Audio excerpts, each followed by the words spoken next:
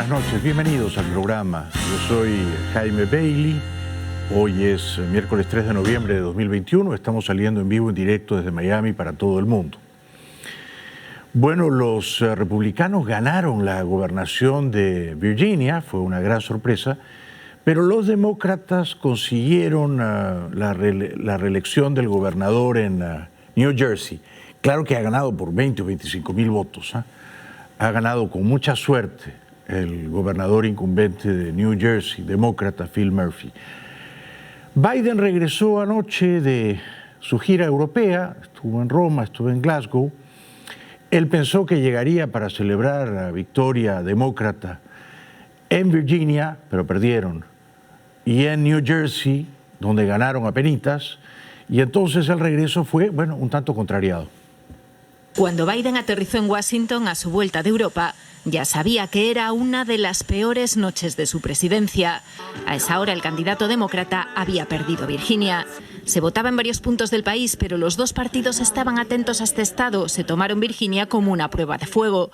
Y el candidato republicano a gobernador, un empresario recién llegado a la política, encontró la fórmula mágica. Hablar de los colegios, de la libertad de los padres y hacer campaña sin Trump, pero sin molestarlo. El expresidente lo apoyaba a distancia y él consiguió atraer a trumpistas y a conservadores moderados. Muchas mujeres que hace un año votaron a Biden, esta vez le han dado la espalda a los demócratas. Y entonces lo de anoche ha sido claramente un revés, una derrota para el presidente y para su partido, ¿no? Por eso hoy el presidente Biden quería hablar de vacunas para los niños, pero la prensa quería hablar de la derrota de los demócratas, principalmente en Virginia. Y le preguntaban, ¿cuál es la responsabilidad que tiene usted, señor Biden, en la derrota de su partido anoche? As leader of the Democratic Party, how much responsibility do you take for the dismal results in Virginia and beyond last night? Well, look, yesterday reminded me of that one of the sacred rights we have is to be able to go out and cast our votes. And remember that we all have an obligation to accept the legitimacy of these elections. I was talking to Terry to congratulate him today. He got 600,000 more votes than any Democrat ever has gotten. We brought out every Democrat about there was, more votes than ever has been cast for a Democratic incumbent. I'm not incumbent, a Democrat running for governor. And no governor in Virginia has ever won when he's of the same or he or she's the same party as the sitting president. Biden dijo también hoy en esta improvisada rueda de prensa, contestando preguntas de periodistas que no estaban previamente filtradas a sus escuderos de prensa, que él considera que su partido ha obtenido un mal resultado en las elecciones de ayer debido a que la gente en promedio está molesta. Él dice que la gente está molesta por la pandemia, porque no hay trabajo, porque la inflación es alta. Y claro, Biden habla de estas cosas como si él estuviera disociado de ellas o como si no tuviera responsabilidad ninguna en ellas. Think about what we're talking about here. People are upset and uncertain about a lot of things, from COVID to school to jobs to a whole range of things, and the cost of a gallon of gasoline. And so if I'm able to sign into law, my Build Back Better initiative, I'm in a position where you're going to see a lot of those things ameliorated quickly and swiftly. Y entonces le preguntaron si el Congreso, o sea, los republicanos, hubiesen concedido, si hubiesen avenido a aprobar el plan de gastos de Biden, los candidatos demócratas ayer habrían obtenido un mejor resultado. Y Biden dice que él cree que sí, que si el Congreso no le boicoteaba su plan de cuantiosos gastos, 3.5 trillones de dólares, quizá entonces los demócratas habrían sacado más votos ayer. Do you take some responsibility, and do you think that Terry McAuliffe would have won if your agenda had passed before Election Day?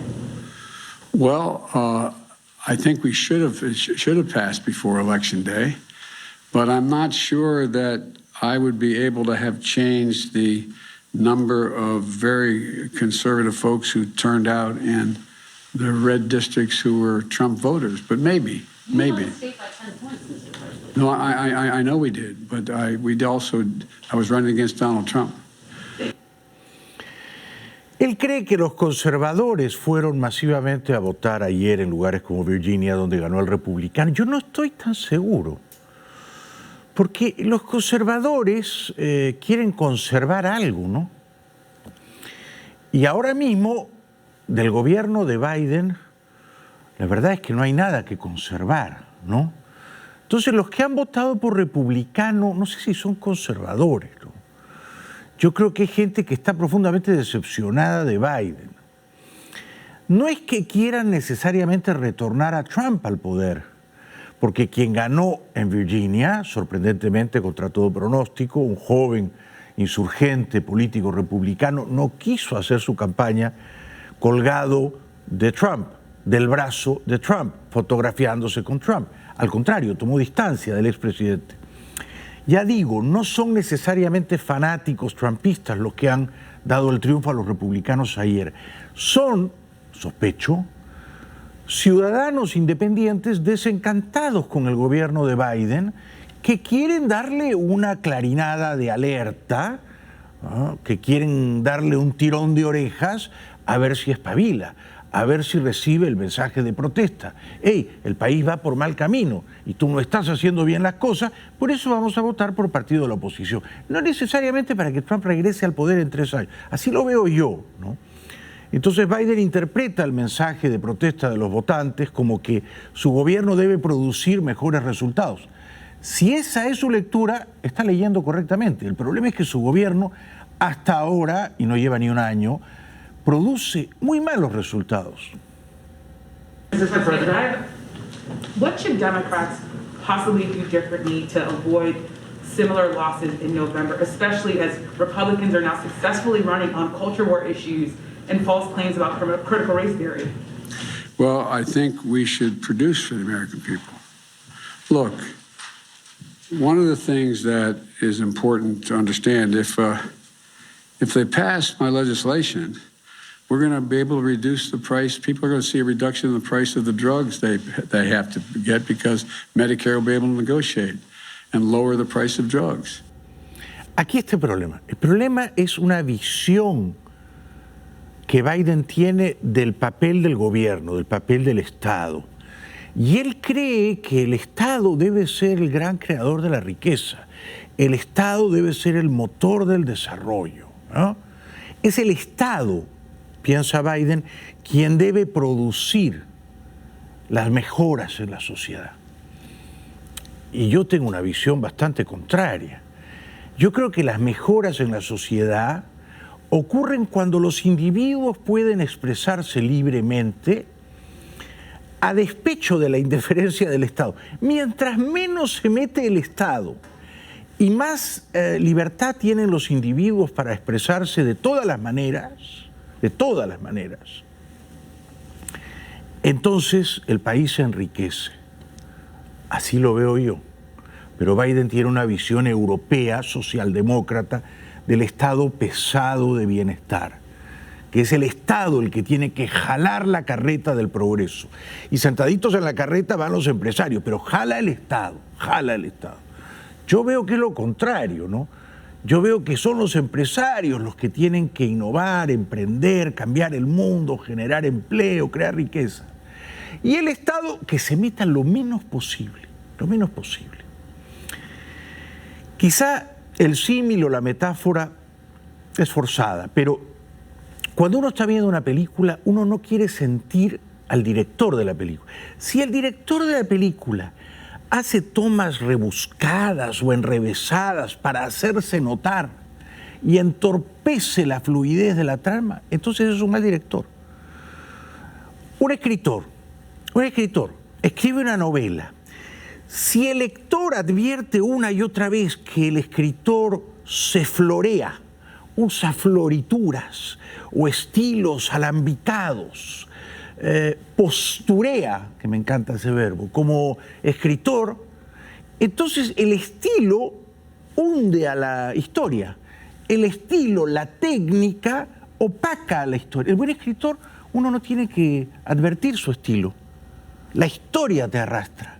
El estilo está subordinado a la historia. Así es como yo veo al Estado, ¿no?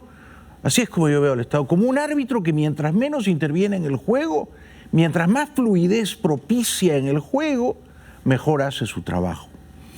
Biden hizo una broma, suena el teléfono y dice, es Trump, díganle que estoy ocupado. De inmediato se disculpa. Si va a ser una broma, que se sostenga en su broma.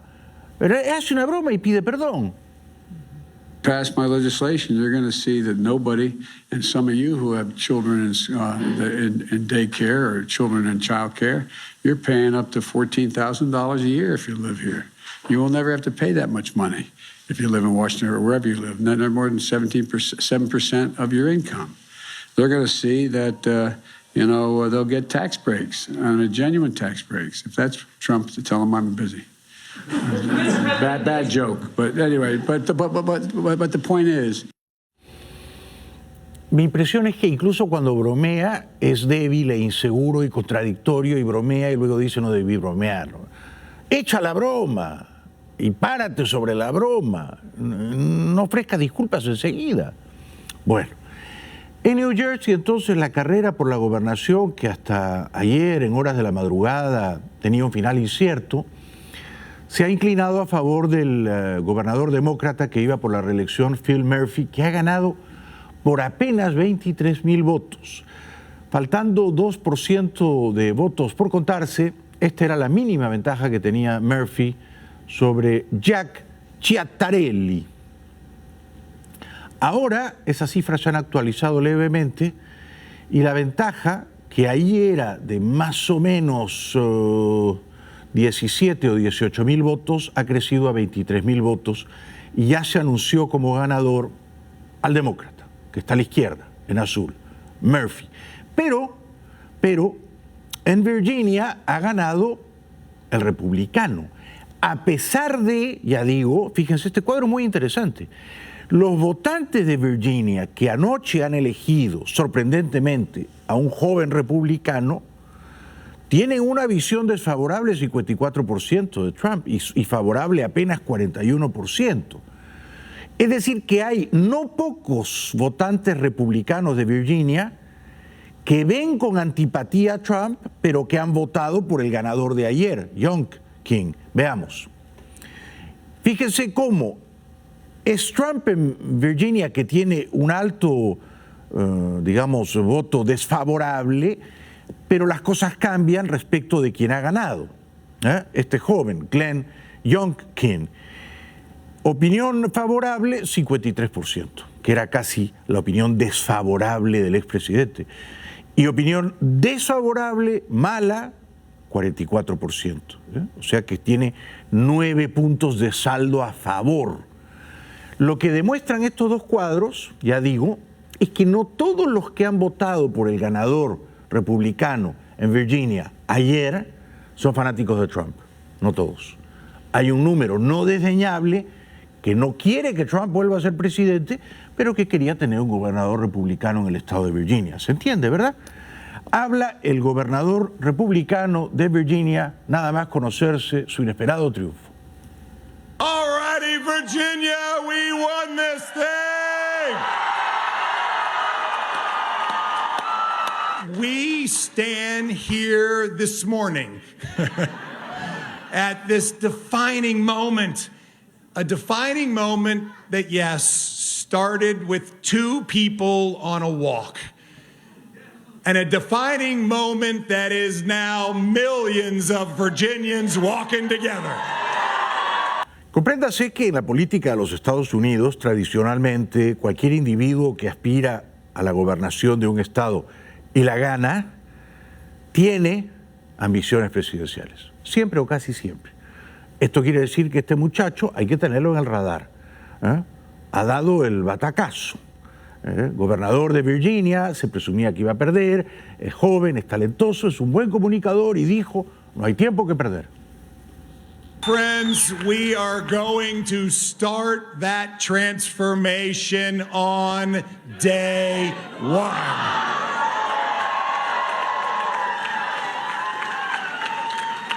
There is no time to waste. Our kids can't wait. We work in real people time, not government time.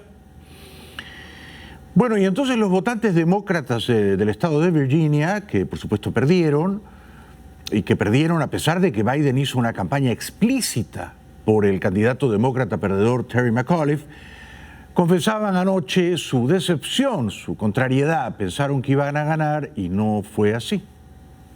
I would be flat out lying if I said I was disappointed. If I said I wasn't disappointed, of course. It's a bit disappointed. It's just disappointing. Most people here, to say the least, will be disappointed, and I'm being kind when I say that. Not as excited as I was this morning. McAuliffe made several mistakes, unfortunately. There's many things that McAuliffe probably could and should have done better. Y a continuación, estos votantes especulan sobre los posibles errores que cometió el candidato por quien ellos sufragaron, el demócrata, Terry McAuliffe. Like allowing Youngkin to beat him to the punch on certain issues like taxes, and he allowed himself, rightly or wrongly, to be defined as anti-parents. Maybe that debate when you did the education thing? Yeah. I think the grassroots support wasn't there. The grassroots campaigning wasn't there like it's been with many other campaigns. Some of the ineptitude of the Biden administration around the Afghan withdrawal and the Delta variant, as well as some of the stalemate in Congress is all affecting things locally. De manera que ellos pensaban que iban a ganar, pero ahora tienen que aceptar. Esto es lo bueno de la democracia, ¿no? Hay que saber perder, hay que reconocer la victoria del otro. Y esto es lo más difícil, hay que desear que al otro, que era y es todavía tu adversario, le vaya bien. Porque si uno genuinamente desea que el otro, aquel por quien tú no votaste, si uno desea que le vaya bien, que tenga éxito, entonces uno está estirando la soga de la tolerancia de tal manera que uno admite como hipótesis de trabajo que su voto fue erróneo, porque quizá el otro era mejor candidato y ahora ya ganó, y esperemos, si le va bien, entonces el otro me va a demostrar que yo debí votar por él. De modo que no son muchos los votantes que perdiendo le desean buen porvenir al ganador. Because Biden hasn't been, and Congress have not been able to get the two bills passed. That has dragged his approval rating down, as well as national Democrats. No getting around that. Well, one thing is I don't feel that the Republicans have to tell the truth. You can't lower taxes and then increase education funding. Pero, y antes de ir a la pausa, el triunfo de un político o la derrota de un político no debería afectar gravemente nuestro bienestar o nuestra felicidad, ¿no? A menos que uno sea la familia del político, y aún así, ¿no? Es decir, que estas cosas son muy pasajeras, ¿no? Hay que ver la vida en su sentido profundo, ¿no? Y en su justa dimensión. No hay que deprimirse cuando pierde un político. Uno tiende a pensar, es el fin del mundo, no es el fin del mundo, ¿no? Y hay que abrir los ojos y ver los placeres que anidan, que se agazapan en los días por venir, e ir a por ellos, al margen de la política, ¿no? Ya regresamos.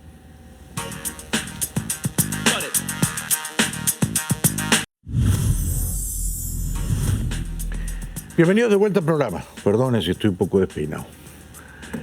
Ayer en Boston ganó como alcaldesa una demócrata. Evidentemente iba a ganar una demócrata, ¿no? Boston es una ciudad donde no eligen un alcalde republicano de ninguna manera. Pero lo bonito es que esta mujer, Michelle Wu, es de origen taiwanés. Es hija de inmigrantes de Taiwán. Entonces es un momento histórico y ella estaba conmovida anoche, Michelle Wu, nueva alcaldesa de Boston. I want to be clear. It wasn't my vision on the ballot. It was ours. Together. Over 10 years in City Hall and in every neighborhood, connecting with all of our residents, I've seen and experienced just how big an impact local government makes in people's lives. And I'll never stop fighting to make our systems work for all of us. No fui nunca a Taiwán, me gustaría ir antes de que la China comunista invada esa isla de prosperidad y de libertad. Hace 1000 años, cuando era reportero de la prensa, pero todavía menor de edad, la Embajada de Taiwán en Lima me invitó, pero era indocumentado, no tenía pasaporte. Así que tuve que declinar la invitación. Con mucho pesar, me encantaría ir a Taiwán porque creo que China va a invadir Taiwán en cualquier momento. Y entonces en Nueva York eligieron alcalde también a un demócrata, ¿no? Faltaba más. Nueva York son liberales, son progresistas, los republicanos no ganan nunca allí, ¿no? Entonces eligieron a un demócrata, además afroamericano, Eric Adams. Este es un muchacho que fue policía, es policía retirado, fue policía de tránsito y ahora es, nada menos, alcalde de Nueva York. If you're in Flatbush in the Korean community, if you're in Sunset Park in the Chinese community, if you're in Rockaway, if you're out in Queens in the Dominican community, Washington Heights, all of you have that power to fuel us. We are so divided right now, and we're missing the beauty of our diversity.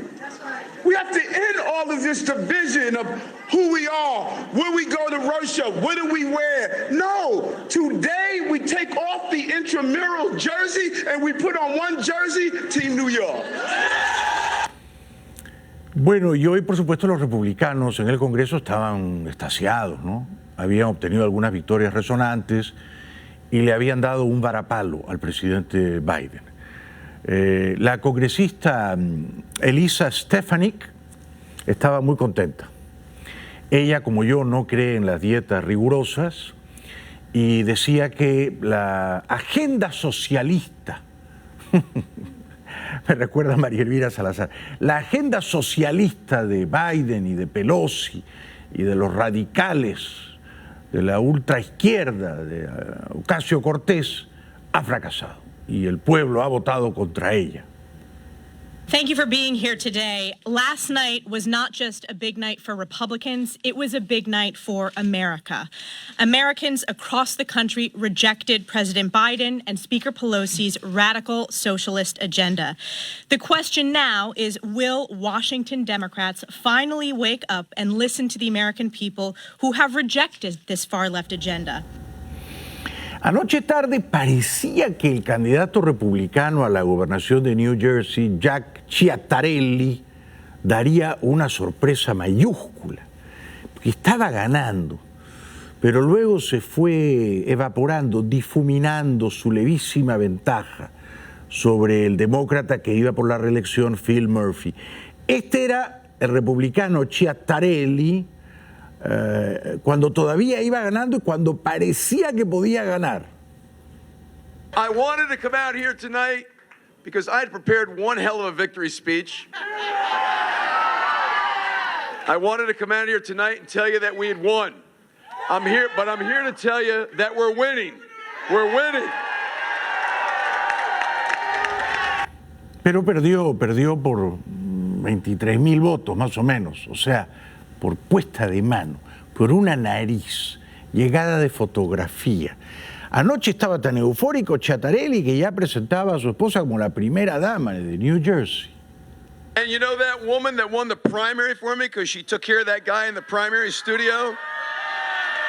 She's going to be one hell of a first lady.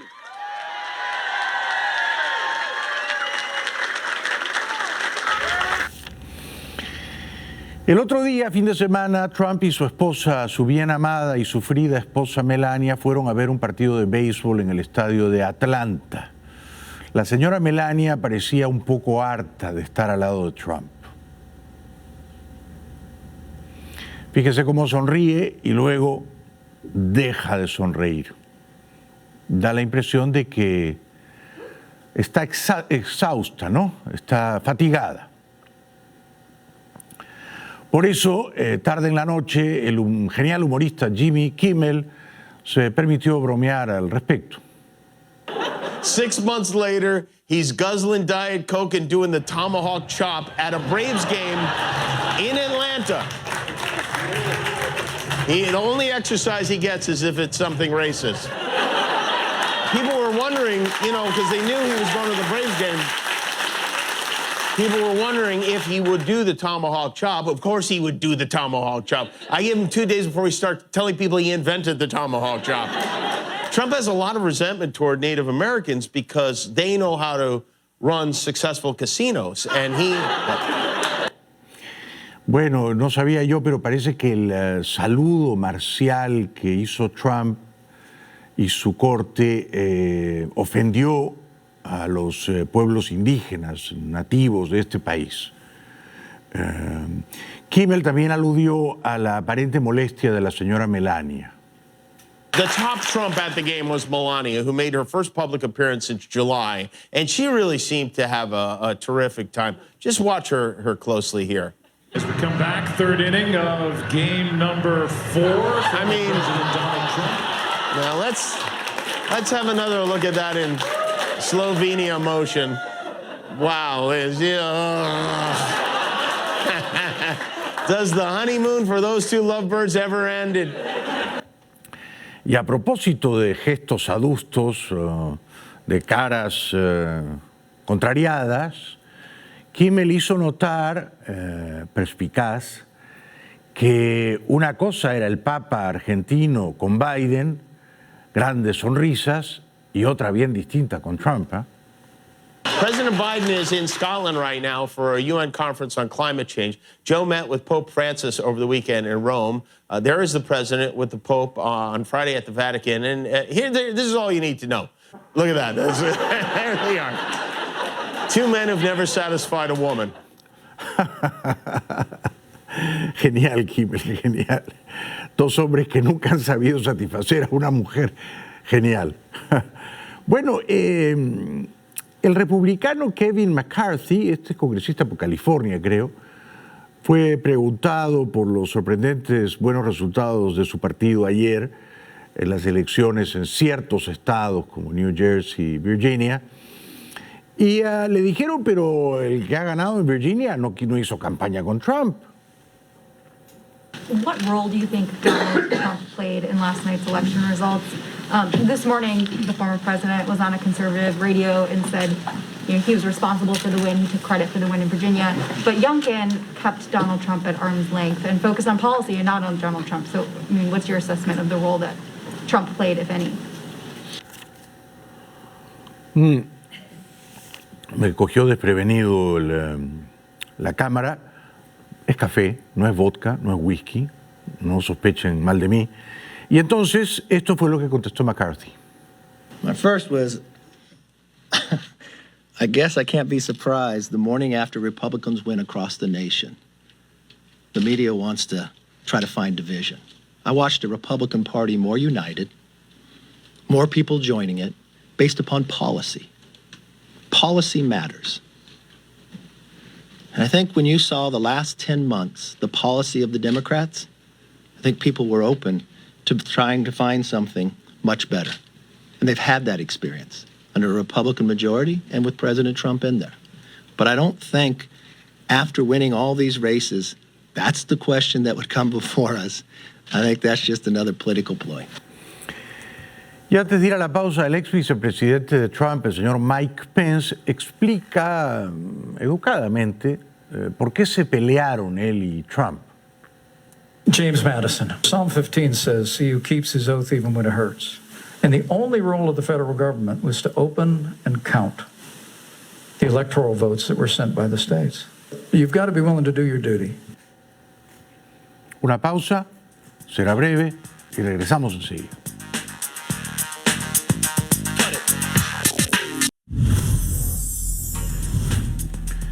Bienvenidos de vuelta al programa. Yo estoy obsesionado con la China comunista y su intención desembosada, nada encubierta, de invadir pronto Taiwán. Taiwán, una islita que en las últimas décadas ha sido un faro de libertad y prosperidad en el Asia. En Europa también hay la percepción de que la China comunista en cualquier momento va a conquistar Taiwán, sin pedir disculpas, ¿no? Y tal vez por eso ha enviado a una delegación de eurodiputados a Taipei, irritando, por supuesto, a los mandarines comunistas de Beijing. Un grupo de 7 eurodiputados están de visita en Taiwán. Se trata de un movimiento controvertido ante el que el gobierno chino ha manifestado su desaprobación. Las relaciones entre Pekín y Taipei siempre han sido delicadas. China reclama la soberanía sobre la isla. La delegación se ha reunido con el primer ministro taiwanés. Y creo que el mundo no ha entendido bien todavía lo difícil y valiente que es construir una democracia bajo la amenaza de un régimen autoritario como el de Pekín. En represalia, porque en esto los chinos son feroces, la dictadura comunista ha impuesto sanciones sobre un número de eurodiputados, los ha castigado. Yo no sé de qué manera los castiga. Supongo que les prohíbe entrar a la China comunista.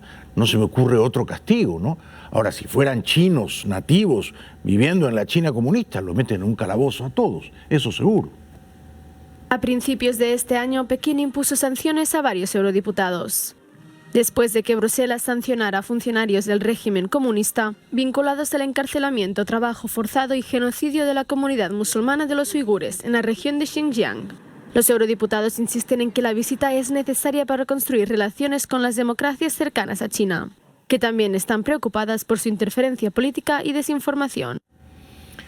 China es un caso de esquizofrenia, ¿no? Porque es una dictadura política, digamos, es una dictadura comunista, quiero decir, en lo político, pero en lo económico es una economía capitalista siempre y cuando los varones del capitalismo chino no desafíen al jefe supremo, al emperador, al dictador comunista Xi. Lo mismo que Rusia, más o menos, ¿no? No es una dictadura comunista en lo político y una economía comunista, no. Es una dictadura lo bastante cazurra, maléfica, como para entender que la economía prospera cuando se dan espacios de libertad. Hubo muchos ensayistas que dijeron que la libertad económica en China traería aparejada inevitablemente la libertad política. No ha ocurrido así en los últimos 30 años. Hay capitalismo en la economía y hay comunismo en la política. Y eso que parecía, digamos, incompatible, eso está cohabitando en China y en Rusia. Lo que ha dinamitado las tesis de muchos intelectuales, ¿no? Del fin de la historia, de Fukuyama, de que la libertad económica derribaría a la dictadura china. No ha sido así. Al contrario, nadie sabe dónde está Jack Ma, el fundador de Alibaba, uno de los hombres más ricos de China. Se atrevió a desafiar, a retar al dictador y ha desaparecido, ha pasado a la clandestinidad.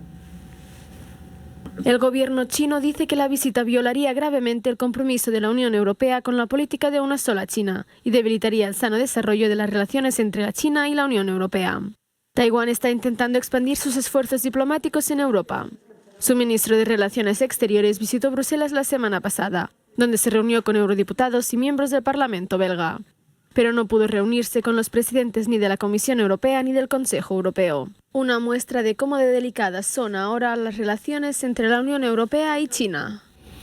Pobres los habitantes de Taiwán, ¿no? Están acostumbrados a ser libres y ven que se aproxima la bota ominosa china que los va a aplastar y los condena a la geografía, porque están a 100 millas al este de Hong Kong.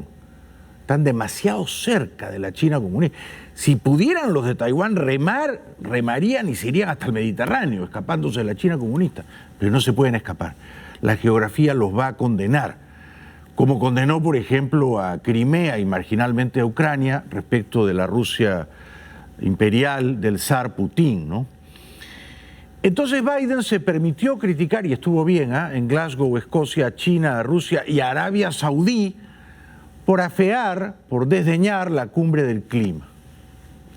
Indicated that China and Russia not showing up in Saudi Arabia was a problem. We showed up. We showed up. And by showing up, we've had a profound impact on the way I think the rest of the world is looking at the United States and its leadership role. I think it's been a big mistake, quite frankly, for China, with respect to China not showing up. The rest of the world is going to look to China and say, what value added are they providing? And they've lost an ability to influence people around the world and all the people here at COP. The same way I would argue with regard to Russia. Siendo China el mayor contaminante, el país más contaminante del planeta, ¿no? Los chinos se han enojado, se han irritado con este comentario de Biden y han dicho que si bien su jefe de Estado, el dictador Xi, no fue a la cumbre, ellos se toman muy en serio el tema del clima. China contraataca. El primer emisor mundial de gases de efecto invernadero afirmó el miércoles que se toma en serio la emergencia climática, respondiendo a las críticas de Joe Biden en la COP26. El presidente estadounidense acusó a sus pares ruso y chino de dar la espalda al gigantesco problema del calentamiento global al no asistir a la cumbre. Lo que necesitamos para hacer frente al cambio climático son acciones concretas y no palabras vacías. Las acciones de China en respuesta al cambio climático son reales. El portavoz del Kremlin también discrepó con las acusaciones de Washington y aseguró que Moscú está tomando acciones coherentes, reflexionadas y serias contra el cambio climático. Como yo tengo la suerte, creo, ¿no?, de vivir en una islita a 15 minutos del centro de Miami, una islita llamada Key Biscayne, una islita que tan pronto como la conocí me hechizó. Sigo obsesivamente las predicciones catastróficas de los científicos respecto del aumento de los niveles del mar, ¿no? En resumen, desde 1870 para acá, o sea, en 150 años, siglo y medio, el mar en promedio, en todo el globo, ha aumentado 20 centímetros. 20 centímetros. Pero en la Florida, que es lo que a mí me preocupa, porque vivo aquí, ha aumentado 30 centímetros. 10 centímetros más que el promedio. Los científicos dicen que tal como van las cosas, si no hay cambios realmente positivos en la emisión de gases contaminantes, en 2060, que parece muy lejos, pero es solo de aquí a 40 años, ¿no? Menos de 40 años, ese aumento de ya 30 centímetros se va a duplicar. Es decir, que el mar aquí en la Florida va a subir 30 centímetros más, ¿no? 30 centímetros más. Bien. Y tal como van las cosas, si los chinos y los rusos siguen contaminando y el esfuerzo de Estados Unidos es insignificante, en 2100, que sí, yo sé, usted y yo no estaremos por aquí todavía, pero quizá nuestros nietos sí, ¿no es cierto? En 2100, en 80 años, un poquito menos, el nivel del mar va a crecer, este es el peor escenario, estoy siendo alarmista deliberadamente, 1 metro. 1 metro. 1 metro son 3.2 pies. 1 metro es más que el tamaño de esta mesa. Yo mido 1,84 m. O sea que 1 metro es casi, un poquito más que la mitad de mi estatura, ¿no? La mitad de mi estatura. Ustedes piensan solamente eso. Si no hacemos nada inteligente, el nivel del mar va a aumentar de aquí a 2100. No hablo de 2300, a 2100. Va a aumentar 1 metro, 3.2 pies. ¿Ustedes se imaginan lo que va a hacer eso en la islita donde yo vivo, en las zonas costeras de Miami? Es de terror, ¿no? Por eso hay que evitar, hay que bajar la polución, el promedio de gases contaminantes en el planeta. Los científicos advierten que con las medidas actuales, la Tierra se dirige más bien hacia un aumento de más 2,7 grados Celsius, que conllevaría caóticas consecuencias entre sequías, inundaciones, aumento del nivel del mar y el surgimiento de millones de refugiados climáticos. El anfitrión de la conferencia, el primer ministro británico Boris Johnson, dijo que todavía queda un largo camino por recorrer y se declaró prudentemente optimista cuando los líderes mundiales abandonaron la conferencia y pasaron el relevo a los negociadores. Como van las cosas, si en 2060 suben otros 30 centímetros de nivel del mar aquí en la Florida, ya en 2040 el precio promedio de las propiedades al pie del mar se va a desplomar. ¿Quién va a querer comprar en 2045 o en 2050 una casa frente al mar si el mar está subiendo 30 centímetros cada 4 décadas de terror?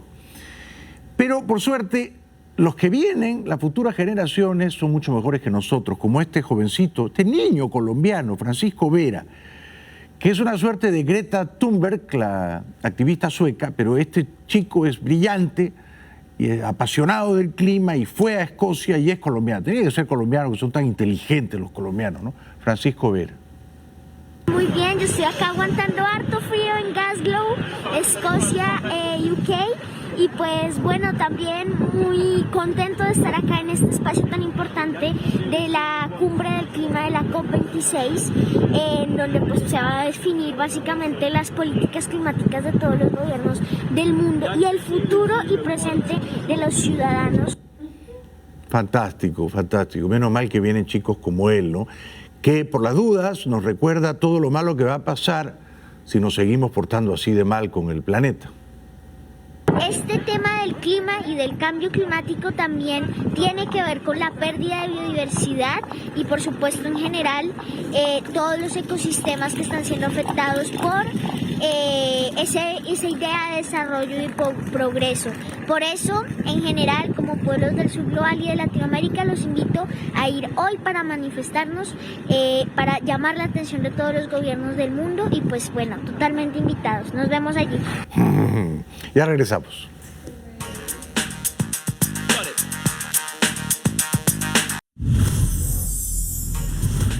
Nicaragua, por supuesto, es una dictadura, Ortega es un tirano bananero y las elecciones de este domingo son una farsa descomunal. Ortega ha metido en la cárcel a todos los principales candidatos opositores.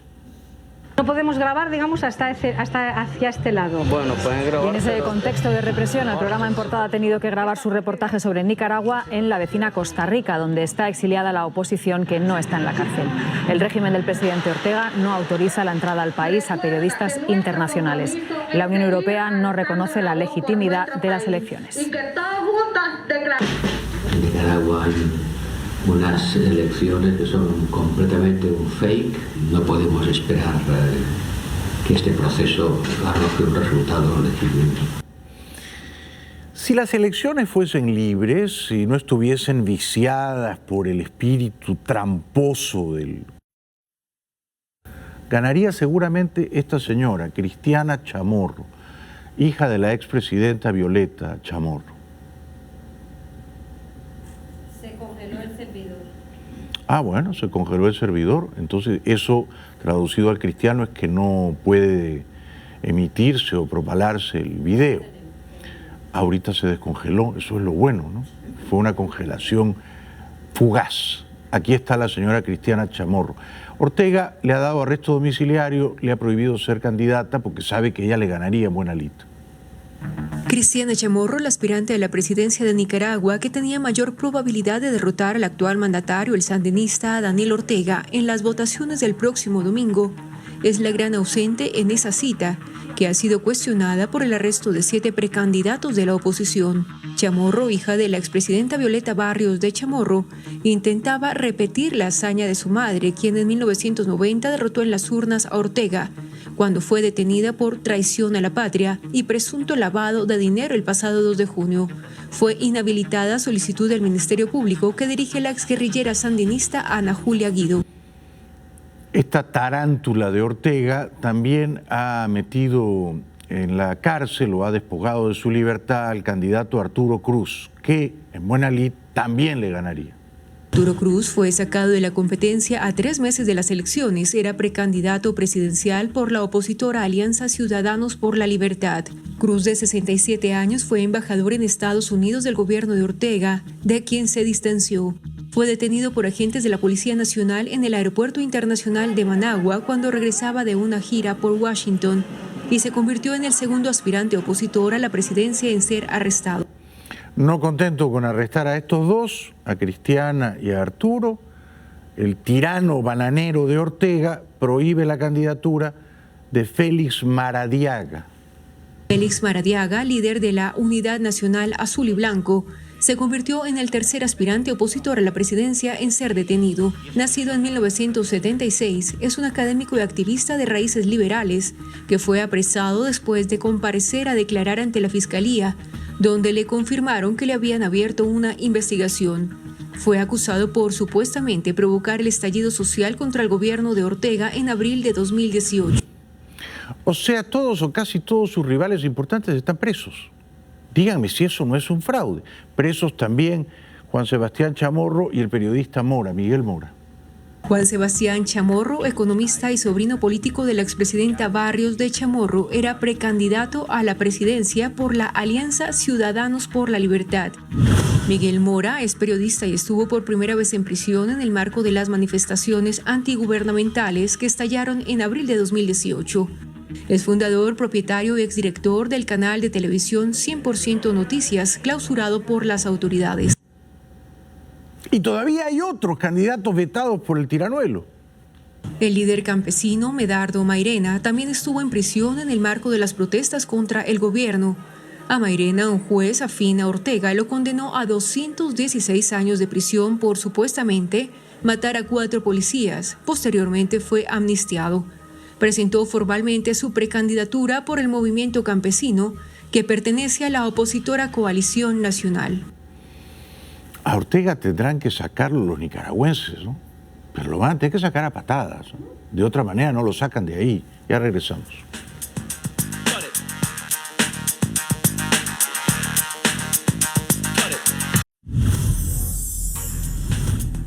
En Buenos Aires, el expresidente Macri fue a declarar ante la justicia y accidental o deliberadamente golpeó el micrófono de un canal C5N que le es hostil. Alerta en C5N, esta es la imagen, este es el momento en que Mauricio Macri, entrando al juzgado en Dolores, rompe el micrófono de C5N, lo tiró al piso, luego fue pateado por uno de los hombres de seguridad que estaba con él. Ahí se puede ver claramente, agarra un micrófono, ese micrófono es el de C5N, lo tira al piso, ahora lo van a ver como con la mano hacia adelante, lo tira al piso y sigue caminando. No respondió ningún tipo de preguntas en su llegada, pero tampoco rompió ningún otro micrófono excepto el de C5N. Muchas gracias por hoy. Seguiremos conspirando mañana. Muy buenas noches.